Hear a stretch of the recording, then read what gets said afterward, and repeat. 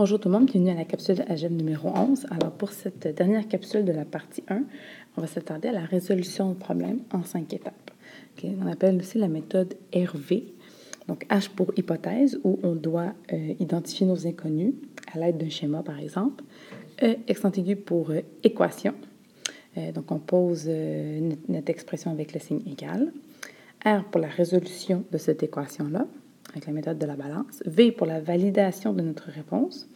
Et finalement, E à la fin pour énoncer de la réponse, où on va aller relire la question pour s'assurer de bien répondre, dans le fond, au problème.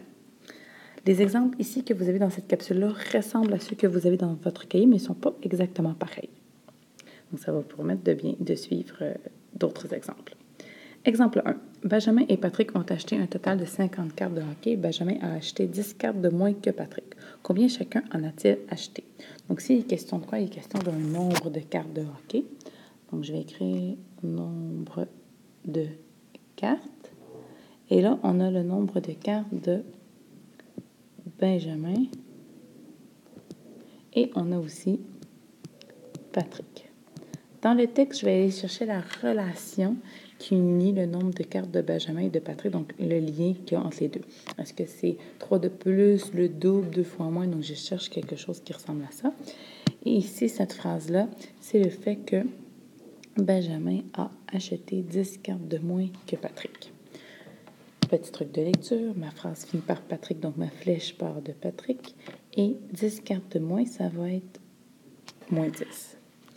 Tout part de qui? Tout part de Patrick. Donc, c'est Patrick qui va avoir X4. Benjamin va en avoir combien? Il va en avoir X moins 10. Le nombre de Patrick, moins 10. Donc, j'identifie ici mes inconnus. Par la suite, pour la deuxième étape, l'équation, je vais aller retrouver l'information dans le texte que je n'ai pas utilisé. Cette information-là, c'est que le fait qu'il y a un total de 50 cartes de hockey. Donc, un total, c'est-à-dire que si j'additionne les nombres de cartes de hockey, ça va être égal à 50. Donc, si je fais le nombre de cartes de Benjamin plus le nombre de cartes de Patrick, ça va être égal à 50. Donc, ça ici, c'est mon équation. Donc, des inconnus avec le signe égal. Je vais résoudre cette équation-là. Pour la résoudre, ce que je peux faire d'abord, ça va être de réduire mon équation. Comment est-ce que je peux la réduire ici? Dans le fond, je peux regrouper x avec plus x ici. Donc, si je fais x plus x, ça va me donner 2x. J'ai moins 10 qui est égal à 50. Alors, comme on l'a appris, quand je vais résoudre, pour enlever le moins 10, je vais aller faire plus 10 de chaque côté. Donc, à gauche, il me reste 2x est égal à 50 plus 10 est égal à 60. Je divise par 2 de chaque côté et je trouve que x est égal à 30. Et là, je me pose comme question ici, x, ça représente quoi? Ça représente le nombre de cartes de Patrick. Donc, dans ma validation, oups, une petite erreur ici, ça devrait être écrit 4. Dans ma validation, donc, je vais pouvoir trouver numériquement les nombres de cartes de Patrick et de Benjamin. Donc, nombre de cartes de Patrick, dans le fond, là, c'est 30 cartes. Et pour Benjamin, je sais que c'est 10 cartes de moins que Patrick.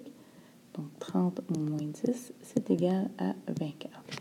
Et là, on me dit dans le problème que leur total de cartes doit être de 50. Si je fais 30 plus 20, est-ce que ça me donne 50? Oui. On est correct. Maintenant, je vais aller relire la question. La question est combien chacun en a-t-il acheté? Donc, je veux savoir combien chacun a acheté de cartes. Donc, ma réponse, ce sera Patrick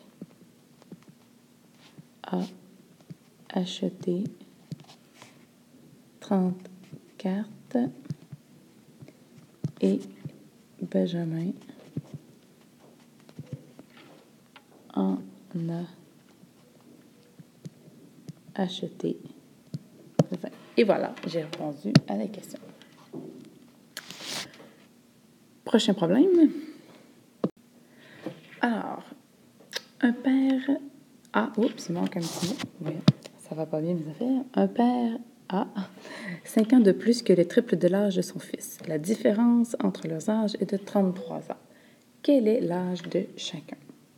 Alors, ici, il est question de quoi? Il est question de l'âge. Âge de qui? L'âge d'un père et l'âge de son fils. Je vais d'abord aller chercher une information qui permet de relier l'âge entre les deux. Cette information-là, c'est je l'ai dans ma première phrase. Le père a 5 ans de plus que le triple de l'âge de son fils. Là, ici, il faut faire attention. J'ai le mot que. La phrase finit par fils, donc ma flèche part de fils vers le père. Je m'en vais lire après le mot que. Le triple, c'est fois 3. Avant le mot que, j'ai 5 ans de plus, donc c'est plus 5. Ici, tout part de qui? Tout part du fils. Donc, le fils a X années. Le père, lui, a l'âge du fils 3 fois plus 5. Donc, l'âge du père va être 3X plus 5. Donc, j'ai identifié mes inconnus. L'équation, je vais aller chercher l'autre information qu'on n'a pas utilisée dans le texte. Cette information-là, c'est que la différence entre leurs âges est de 33 ans. Qu'est-ce que la différence? La différence, c'est le résultat d'une soustraction. Donc, si je soustrais leurs âges, ça va être égal à 33. Logiquement, le père est le plus vieux.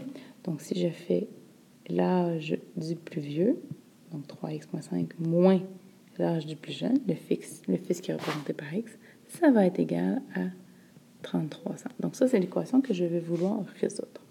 Pour la résoudre, je peux la simplifier. En fait, je dois la simplifier tout d'abord.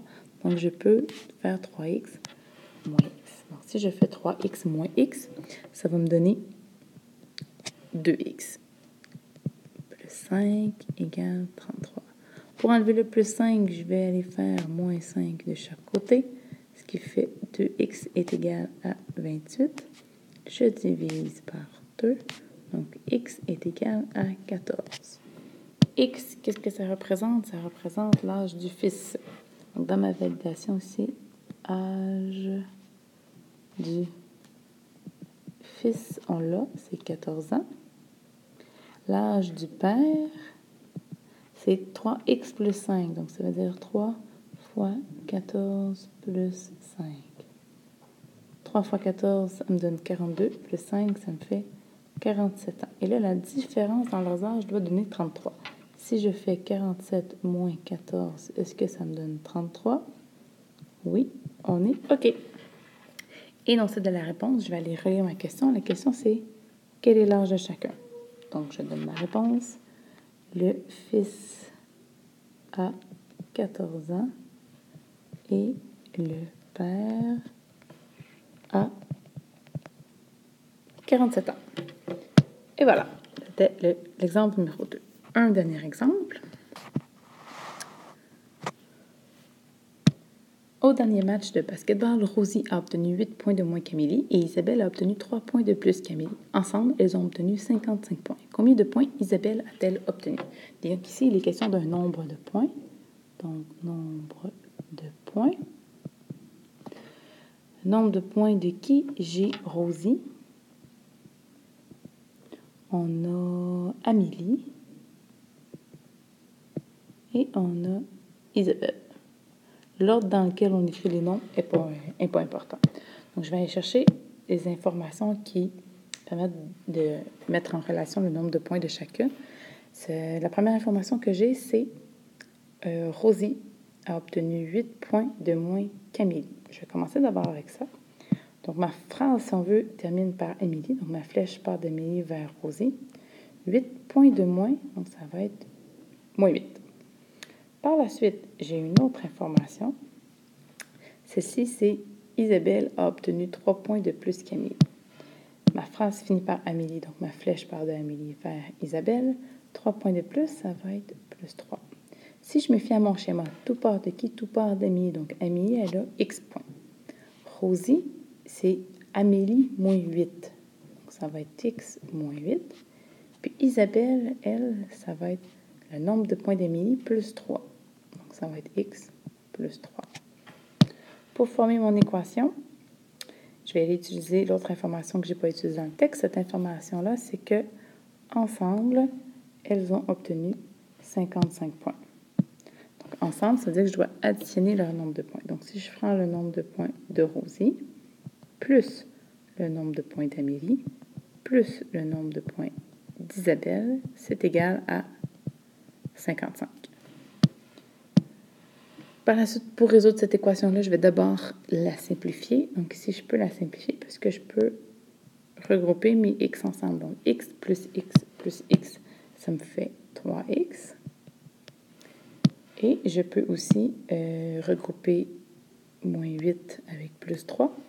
Et si je fais moins 8 plus 3, ça me donne moins 5. Et on a égal 55. Ici, pour enlever le moins 5, je vais aller faire plus 5 de chaque côté. Donc, j'ai 3x qui est égal à 60. Je divise par 3. Donc, j'ai x qui est égal à 20. X ici, ça représente le nombre de points d'Amélie. Donc, dans ma validation, donc nombre de points on a Amélie. Donc, Amélie, c'est 20 points. Ensuite, pour Rosie, si je me fie à mon expression algébrique du début, c'est x moins 8. Donc, ça va être 20 moins 8, ce qui donne 12 points.